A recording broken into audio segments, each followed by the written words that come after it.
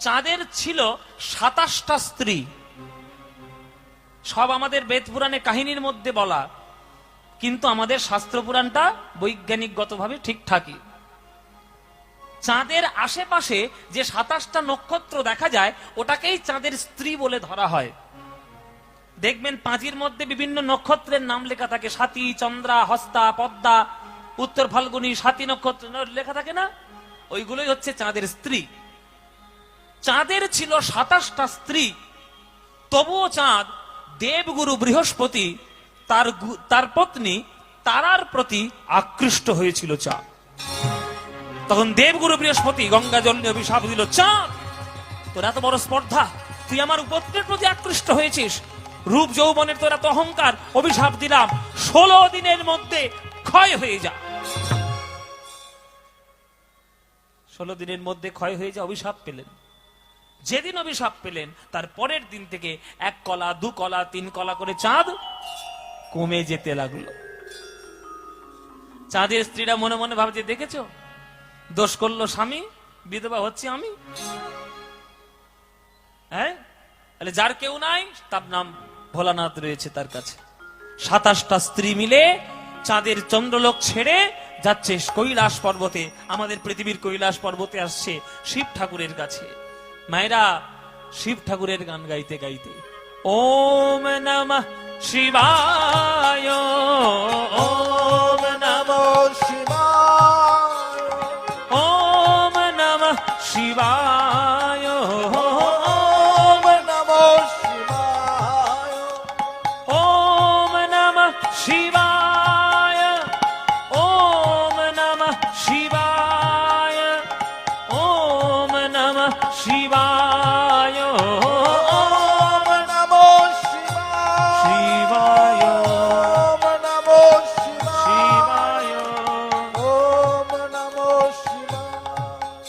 প্রভু মীশমনীশমশেষ গুণম গুণহীন মহিষ ঘনাভरणम रन निर्जित दुर्जय दैत्यपुरम प्रणमामि शिवं शिवकल्पतरुं।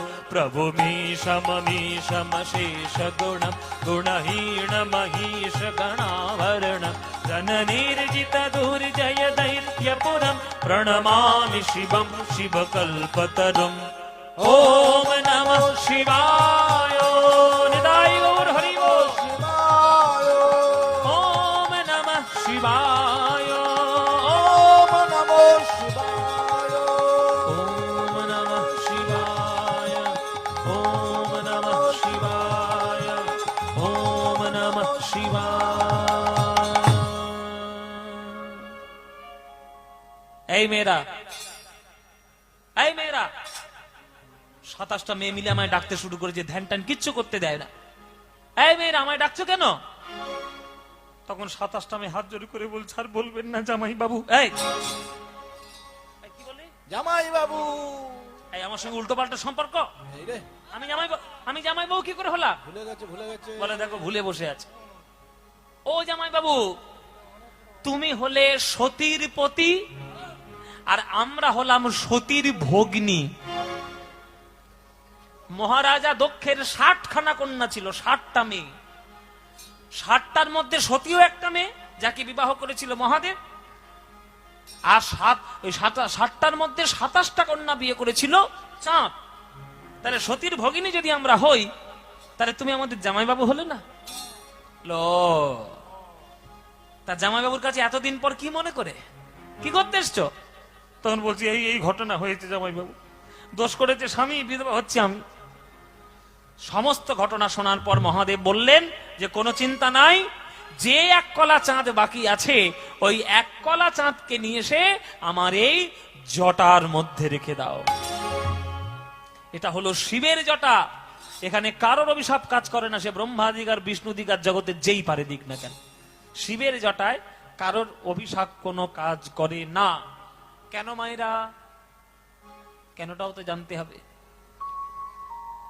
এই বিশ্ব ব্রহ্মাণ্ডকে পাবন করার জন্য, ভারতবর্ষের মাটিটাকে ধন্য করার জন্য ব্রহ্মার কমণ্ডল থেকে বিষ্ণুর চরণের ধারা, যার নাম মা গঙ্গা, সেই গঙ্গা কিন্তু প্রথম প্রকাশিত হয়েছে শিব ঠাকুরের জটায়।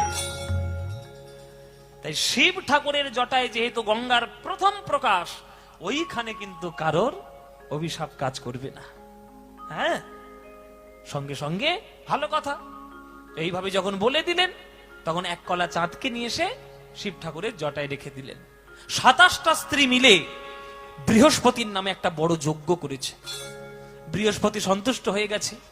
সন্তুষ্ট হয়ে গিয়ে বলছে, মা কি আর করব বলো, রাগের চোটে দিয়ে ফেলেছি, কি আর করব।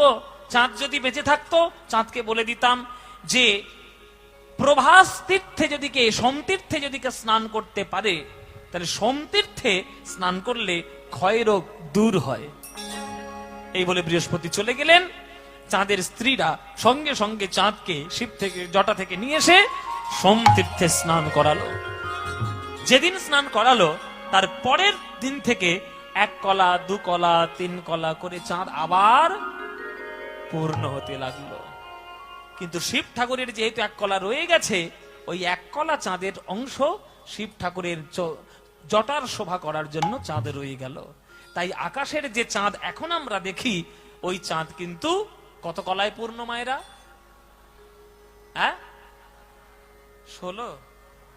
7 কাণ্ড রামায়ণ পড়ে সীতারামের মাসি এই শুনলে এতক্ষণ ধরে আমি কি বললাম? 1 কলা কোথায় রইল? শিবের জটায়। তাহলে চাঁদ কত কলায় হলো?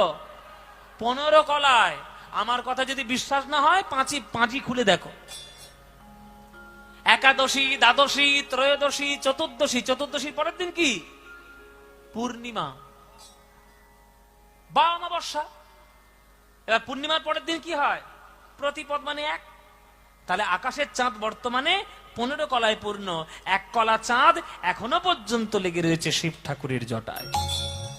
চাঁদ যেহেতু হারানো জ্যোতি ফিরে পেয়েছে সোমতীর্থে স্নান করে, তাই সোমতীর্থের নাম হয়ে গেল প্রভাস তীর্থ। ওই প্রভাস তীর্থে যদি কৃষ্ণ যজ্ঞ করে, তাহলে কৃষ্ণের সকল পাপ মুছে যাবে, ক্ষয় হয়ে যাবে। হলো? বেশ, সবার নিমন্ত্রণ সেরে দিয়ে আজ নারদ মুনি সবার শেষে এলেন মধুময় বৃন্দাবন ধামে। হরি বল মায়েরা, সবাই এবার একটু হাত জোর করে বসো সবাই, কেননা এইবার তোমরা আসল জায়গায় ধীরে ধীরে ঢুকছি। খুব মন দিয়ে শুনবে। নারদ মুনি বৃন্দাবনে প্রবেশ করে দেখছেন, বৃন্দাবনে আর যমুনায় কুলুকুলু শব্দ হয় না। বৃন্দাবনে আর কোন কুসুমের বিকাশ হয় না। মলয় পবন আর বয়ে যায় না। বৃন্দাবনে কোনো সুখের চিহ্ন নাই, শুধু দুঃখের চিহ্ন।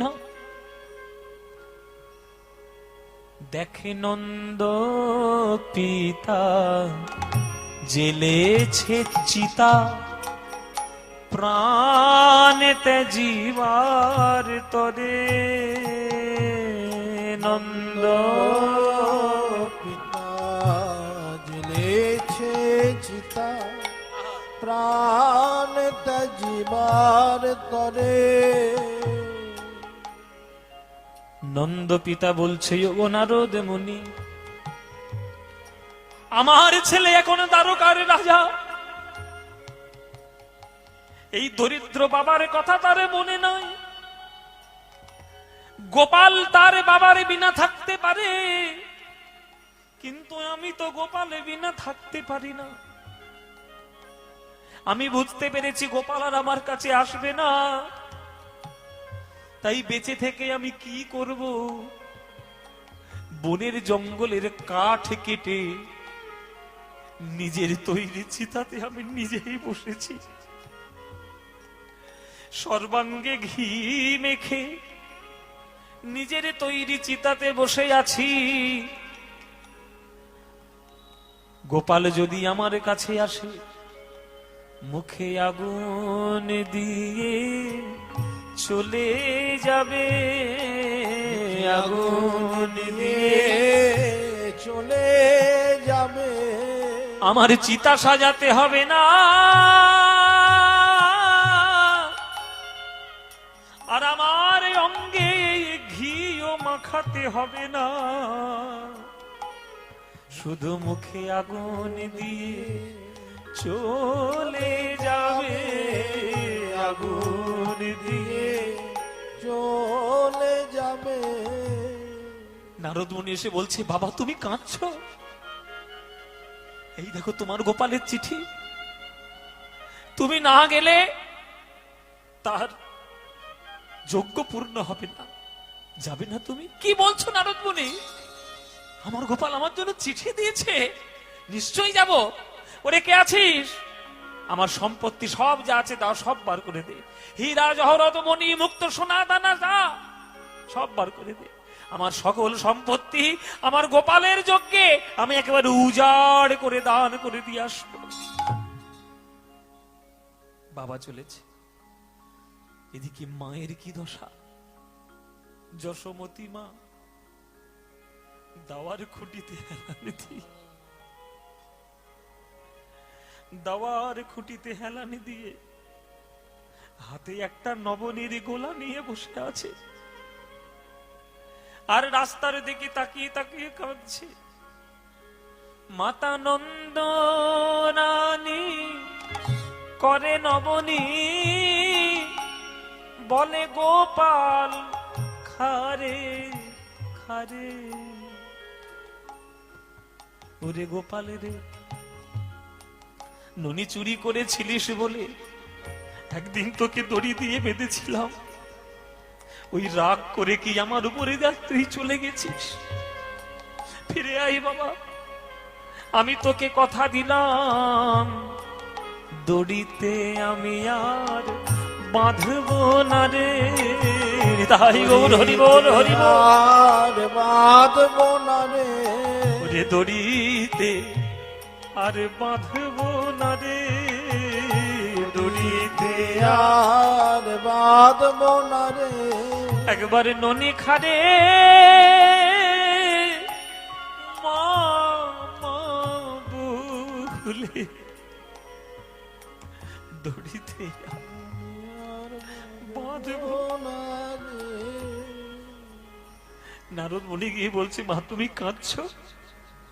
আর এই দেখো চিঠি, চিঠিতেই লেখা আছে, তুমি যদি একবার নবনী নিয়ে যাও, কতদিন তোমার গোপাল তোমার হাতে নবনী খাইনি।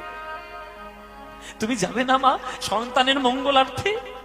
কি বলছো নারদ মুনি? আমার জন্য চিঠি লিখেছে, আমি নিশ্চয়ই যাব নারদ মুনি। ওরে শ্রীরামের মা বসুরা বলে গোয়ালিনীরা, তোরা আমায় সারা রাত ধরে একটা নবনী তৈরি করে দে, এক গরুর গাড়ি ভর্তি করে নবনী নিয়ে আমার গোপালের প্রভাস যজ্ঞে আমি যাব। কাঁদতে কাঁদতে মা চলেছে। এদিকে মাঠের মাঝখানে শ্রীদাম সুদামের কি দশা। দেখে শ্রীদাম সখা পটেতে আঁকা শ্যামের মূরতি করে। শ্রীরাম সখা পটেতে আঁকা শ্যামের মূরতি করে। নারদ মুনি গিয়ে বলছো, শ্রীদাম সুদাম তোমরা কাঁদছো কৃষ্ণের ছবি নিয়ে, আর এই দেখো তোমাদের সখা চিঠি লিখেছে, তোমরা যদি গরুর গাড়ি ভর্তি করে ফলমূল না নিয়ে যাও খাবে কি? কি বলছো নারদ মুনি? আমাদের কানাই এখনো মনে রেখেছে ফলমূলের কথা, আমরা নিশ্চয় নিয়ে যাব। এ সুদাম, এ সুদাম, এ বসুদাম, চল চল আমরা এক গরুর গাড়ি ভর্তি করে আমরা নিয়ে যাই ফল, আমাদের কানাই খাবে। এদিকে রাধা রানীর আমার কেমন দশা। রাধা রানী আমার সখীদের চরণে জড়িয়ে ধরে কাঁদছেন, আর বলছেন, ললিতা রে বিশাখা রে, বেঁচে থেকে যখন গোবিন্দ সেবা হলো না, তোরা আয় আমায় আশীর্বাদ কর, যেন মরণের পরে পঞ্চতত্ত্ব দিয়ে আমার গোবিন্দের সেবা যেন আমি করতে পারি। যাহা পূর্ণ চরণে চলি যাত, যাহা নিতাই গৌর হরি বল হরি বল। চরণে চলে যাত যাহা প্রভু চরণে চলি যাত ওগো তাহা তাহা ধরণী হইয়ে মঝুগাত তাহা তাহা ধরণী হইবে মজুগাত আমার দেহের মাটি যেন সেই পথে যায়, মাটি যেন সেই পথে যা যে পথে গোবিন্দ আমার হেঁটে হেঁটে যাবে, মাটি যেন সেই পথে যায়। যে পথে গোবিন্দ হেঁটে যাবে মাটি যেন সেই পথে যায়। আমার দেহের মাটি যেন সেই রাস্তায় মিশে যায়, যে রাস্তা দিয়ে গোবিন্দ আমার হেঁটে হেঁটে বেড়ায়। আমার দেহের জল যেন সরোবরে মিশে যায়, যে সরোবরে বধূ প্রত্যেক দিন স্নান করে। আমার দেহের বায়ু যেন সেই পাখার মধ্যে মিশে যায়, যে পাখা দিয়ে আমার বধূকে বাতাস করা হয়। আমার দেহের জ্যোতি যেন আয়নায় মিশে যায়, যে আয়নায় বধূ আমার মুখ দর্শন করে। আমার দেহের আকাশ যেন সেই আকাশে মিশে যায়, যে আকাশের তলায় আমার বধূ হেঁটে হেঁটে বেড়ায়। ললিতা বলে, ওরে রাধে, আকাশ মানে তো শূন্যতা, শূন্য হয়ে গোবিন্দকে কি করে সেবা করবি? রাধা রানী বলে, ললিতা রে, যদি আমি একবার আকাশ হতে পারি, আমি মেঘ হয়ে ছায়া ধরব। নিতাই গৌর হরি বল। ছায়া ধরব তাপিত অঙ্গ জুড়াইব, মেঘ হয়ে ছায়া ধরব।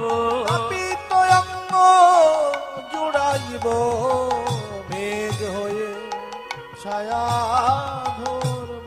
তাপিত অঙ্গ জুড়াইব, আমি মেঘ হয়ে ছায়া ধরব।